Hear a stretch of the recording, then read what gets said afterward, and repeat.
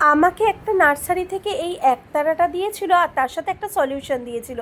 দুটো মিলিয়ে আমি গাছের জন্য একটা সলিউশন বানিয়ে গাছে স্প্রে করলাম। আসলে এমন ধরনের সাদা সাদা একটা পোকার মতন হয়ে গেছে। আমি জানিও না গাছের এই ধরনের রোগ বা পোকা যাই হোক না কেন সেটাকে কি বলে। তোমরা যদি জানো তো তোমরা অবশ্যই কমেন্ট করে আমাকে জানাতে পারো।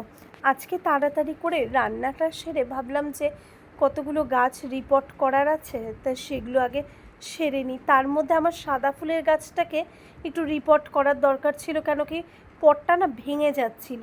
আসলে প্লাস্টিকের পট তো রোদে থাকলে ভেঙে যাওয়ার চান্সেসটা বেশি থাকে। আর আজকে তার মধ্যে কাকুলিকে বলেছিলাম একটু ফ্রিজটাও যেন পরিষ্কার করে দেয়। অনেক দিন ধরেই ফ্রিজটা পরিষ্কার করা হচ্ছিল না। এরই মধ্যে দেখি প্রচণ্ড বৃষ্টি নেমে গেছে, বাইরেটা বেশ ওয়েদারটা আবারও ঠান্ডা ঠান্ডা হয়ে গেছে। মাঝে 1-2 দিন একটু ওয়েদারটা খারাপ, খারাপ বলতে আর কি, রোদ উঠেছিল।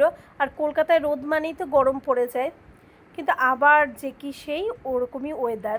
আসলে কালকে আমার এক বান্ধবীর ফেয়ারওয়েল পার্টি আছে, তো তার জন্য ভাবলাম আজকে একটু স্কিন কেয়ারটা করে নিই।